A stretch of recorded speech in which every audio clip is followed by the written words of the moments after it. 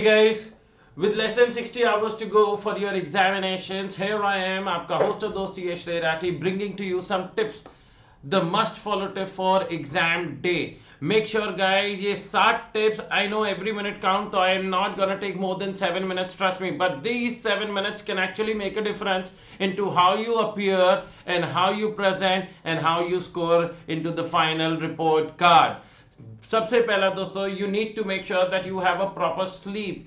6 से 7 घंटे की नींद होनी बहुत ज्यादा जरूरी है. I know everybody must be anxious, रात को 2-2 3-3 बजे तक पढ़ते हैं, सुबह 5 बजे उठ जाते हैं. If your mind is not working well, I am sorry to say, you will not be able to efficiently answer each and every question. जो वो 3 घंटे जब मैटर करते हैं ना guys, I want your mind, body, every ounce of your blood, every part of your body to focus only on those 3 hours. और उसके लिए आपको, आपकी बॉडी को, आपके माइंड को, everything requires some good amount of rest. अब देखो, आखिरी दिन 2 घंटा एक्स्ट्रा पढ़ने से कुछ ज्यादा उखाड़ नहीं लोगे, मैं आपको वेरी जेन्युइनली बता रहा हूं. लेकिन अगर 2 घंटे एक्स्ट्रा सोते हैं, मतलब अगर आप 4 घंटे सोने का सोच रहे थे, आप 6 घंटा सोते हैं, तो इन दैट केस गाइस, अगर आपने 80 से 85% भी प्रिपेयर किया है, तो वो आप बहुत अच्छे से कर पाएंगे. And that is what my top notch importance will be. This is not class 10th board examination और क्लास 11 स्कूल का एग्जामिनेशन जहां आपको 100 में से 90 अबव लाने हैं. This is a professional examination guys, जहां पर पासिंग परसेंटेज 50% है. So even if you attempt of 80-85 very well, you will be in a position to secure more than exemption guys. Eat adequately. Do not hog anything कि अपन खाते जा रहे हैं, और भूखे भी मत जाइए guys. भूखे जाते हैं दोस्तों तो वहां पर आपका सिर दुखने लगेगा, आपको भूख आने लगेगी guys. Make sure eat adequately. घर का खाना खाकर जाइएगा, नॉर्मल दाल चावल poha, simple food. Eat simple food. आपका पेट एडिक्वेटली भरा हुआ होना चाहिए, बहुत ज्यादा नहीं भरा होना चाहिए कि नींद आ रही हो, पहले क्वेश्चन में उबासी ले रहे हैं, ऐसा भी नहीं होना चाहिए. एंड बिल्कुल हंग्री भी नहीं होने चाहिए. Reach the exam centre before time, not on time, before time. आपको 2 बजे आपका चालू होता है दोस्तों पेपर, आपको वहां पर 1:30 हर हाल में पहुंचना होगा.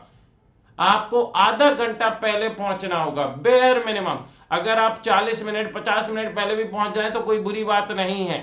Make sure you are not living on the edge on that day.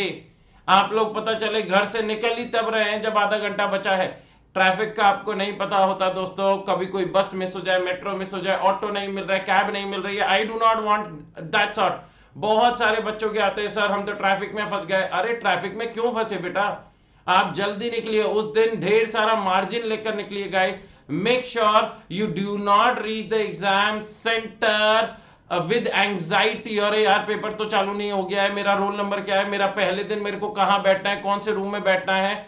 Everybody needs to make sure आप लोग वहां पहुंच चुके हैं, मस्त बैठे हुए हैं दोस्तों, पानी पी रहे हैं, अपना रूम नंबर पता है, रूम नंबर में अपनी सीट पर जाकर पहले बैठ जाइए. वहां पर अपना कैलकुलेटर, पेंसिल बॉक्स सब रेडी रखिए, as if you this day is made for you. You need to emit that positive energy. You need to make sure guys कि जब आप एग्जाम हॉल में पहुंचे तो भाई हाँ, हम कंफर्टेबल हैं, हम यहाँ पर परफॉर्म करने आए हैं, हमने इतने टाइम मेहनत करी. मैं आपको सच बता रहा हूँ guys, you have been working for 9 months straight in order to perform in those 3 hours. आप सोचो अगर आप उन 3 घंटे में ही पूरी गड़बड़ कर दोगे तो अगले 6 महीने आपको फिर रगड़ना पड़ेगा. मैं पहले ही बता रहा हूं. Do not read the mandatory question or MCQs in the reading time guys. आपको रीडिंग टाइम में मैंडेटरी क्वेश्चन या MCQs मत पढ़िएगा. रीजन भी मेरा पर्सनली ऐसा मानना है कि भाई साहब जो आपका 15 मिनट का टाइम होता है उसमें आप एलिमिनेट करिए that question that you will not B attempting. आप उस क्वेश्चन को एलिमिनेट करिए. जो बचे हुए क्वेश्चन होते हैं ना, mandatory question number 1 is mandatory, attempt any 4 from the remaining 5, attempt any 3 from the remaining 4. तो in that scenario you will have to eliminate जो मेरे को क्वेश्चन नहीं अटेम्प्ट करना, बिकॉज जब आपका लिखने का टाइम चालू होगा तब आपको पता होना चाहिए कि भाई मेरे को कौन से क्वेश्चन पर जाना है और कौन से क्वेश्चन पर नहीं जाना. हमेशा इस चीज का भी ध्यान रखिएगा कि आप लोगों को हमेशा पहले वो पोर्शन अटेम्प्ट करना है जो आपको सबसे बेहतर तरीके से आता है. And you always have to maintain good speed from the very beginning. शुरुआत में धीरे धीरे धीरे धीरे लिख रहे हैं और लास्ट में जाके बोलते हो सिर्फ आधा घंटा बचा है और मेरे तो 3 क्वेश्चंस बचे हैं, मेरे तो 40 नंबर का बचा है। No, you need to maintain decent speed from the very beginning. You have to attempt those questions first which you know for guarantee are 100% correct. लेकिन जो 100% करेक्ट होते हैं उन्हें बार बार चेक करने की जरूरत नहीं होती, आपको खुद पर भरोसा रखना होगा।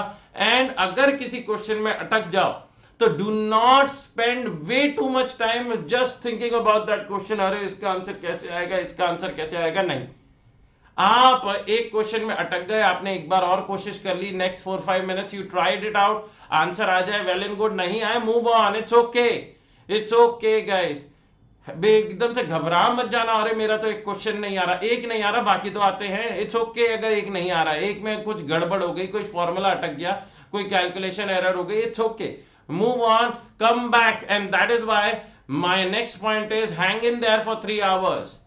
आप लोग क्या करते हैं दोस्तों, जैसे ही पेपर खत्म हो जाता है आप लोग उसी के टाइम निकल जाते हैं, 2 घंटा 40 मिनट, 2 घंटा 45 मिनट, जबकि ज्यादातर बच्चों के पेपर 3 घंटे में भी खत्म नहीं होते। लेकिन जो बच्चे सोचते हैं कि भाई हमें तो इतना ही आता था, चलो अब घर चलो, नहीं guys, you got to stick in there for 3 hours. आप अपना प्रेजेंटेशन अच्छा कर सकते हैं। अब कैसे सर, अगर कोई आपने हेडिंग लिखी है तो उसको अंडरलाइन कर दीजिए। अगर आपको कोई पॉइंट लगता है दोस्तों विच रिक्वायर स्पेशल रिकग्निशन, उसको अंडरलाइन करिए दोस्तों। मेक श्योर आपके वर्किंग नोट्स कई जगह लिखने से रह जाते हैं, उन वर्किंग नोट्स को लिख दीजिए। तो please make sure that you hang in there for 3 hours. Every line that you right makes an impact, puts an impact onto the person checking your paper, and who would know better than me, because I secured 400 on 800 in my first attempt in CA final level. 1 mark less and I would have failed, and that was a pre-attempt guys। मतलब मेरी articleship खत्म होने से पहले वाला मैंने attempt दिया था। मैंने कहा डट लग जाता हूं, मेहनत करता हूं, देखते हैं क्या होगा। और अगर मैं 1 लाइन कम लिखता या 2 लाइन कम लिखता, मेरा 1 नंबर कम हो जाता, and then I would have gone for the second attempt. तो hang in there for 3 hours, keep writing. आपको लगता है यार कोई इंपॉर्टेंट चीज है, कोई मिस आउट हो रहा है, याद करने की कोशिश करिए, छोटा मोटा जो भी याद आए लिखिए जरूर। एंड सेकंड लास्ट पॉइंट, आप अपने पेपर को डिस्कस नहीं करेंगे आफ्टर एग्जाम्स। जिस दिन एग्जाम हुआ, पहला अकाउंट्स का पेपर है, मैं बता रहा हूं, अगर अकाउंट्स का पेपर अच्छा हुआ, good start is half done. अगर अकाउंट्स का पेपर बिगड़ गया ना दोस्तों, it will become very very difficult for you to take care of the remaining. Mentally you will not feel fine, and it is, मैं आपको बता रहा हूं, the last day it's all about mental thing. पढ़ तो आप 8.5-9 महीने से रही हो ना यार, आखिरी दिन बस वो आता है कि are you able to handle the pressure और नॉट। तो अगर जैसे क्रिकेटर होते हैं, अगर आप लोगों ने देखा होगा कल के मैच में, इंडिया वर्सेस इंग्लैंड के मैच में, even the great of the great Mr. Virat Kohli, he was feeling the pressure because he could not secure runs in the first 10 balls, and on the 11th ball वो out हो गए। होता है ना, तो अगर वो सोचो at that level, अगर वो प्रेशर फील कर सकते हैं यार, तो हम तो बच्चे हैं। तो in that scenario guys, what I would want you guys to make sure आप अपना पेपर को डिस्कस नहीं करेंगे after the exam, because that is very very important for the upcoming exams. Paper से बाहर निकले, अरे भाई इसका क्या आंसर था, इसका क्या ट्रीटमेंट किया, नहीं। हो सकता है आपका सामने वाले से मैच ना करे, और उसमें क्या होगा, जब मैच नहीं करता तो घर जाकर हम अपने अकाउंट्स की बुक खोलकर चेक करते हैं यार हमने सही किया या नहीं किया, और अगर गलत हो जाता है हमारा तो आधा दिमाग वहां खराब हो जाएगा। मेक श्योर आप अपना पेपर तब तक डिस्कस नहीं करते जब तक आपका लास्ट एग्जाम ना हो जाए, उसके बाद आपको जो करना है वो करिए। And the 7th point guys, the last point, you got to take blessings from your elders. That's an invisible force with you guys. आप भगवान को याद करिए, जो भी भगवान को आप मानते हैं उनसे कहिएगा हमारे साथ रहिए, हमें शक्ति दीजिए कि अगर कोई there are tough times, we are capable enough to handle दो situations, and take blessings from your elders. Trust me, this is an invisible force.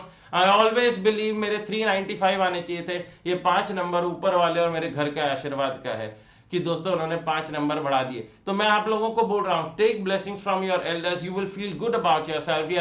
Yes, there are people who are backing you, there are people who are supporting you, and it's okay अगर paper number 1 थोड़ा बहुत ऊपर नीचे हो भी जाता है, but keep hanging there. वहीं पर रहना, डटे रहना, पूरे एग्जाम्स देकर आना।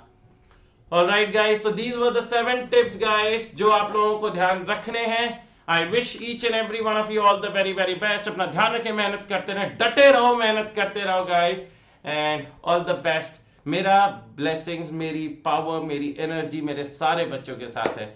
बाय बाय, अलविदा एंड टेक केयर।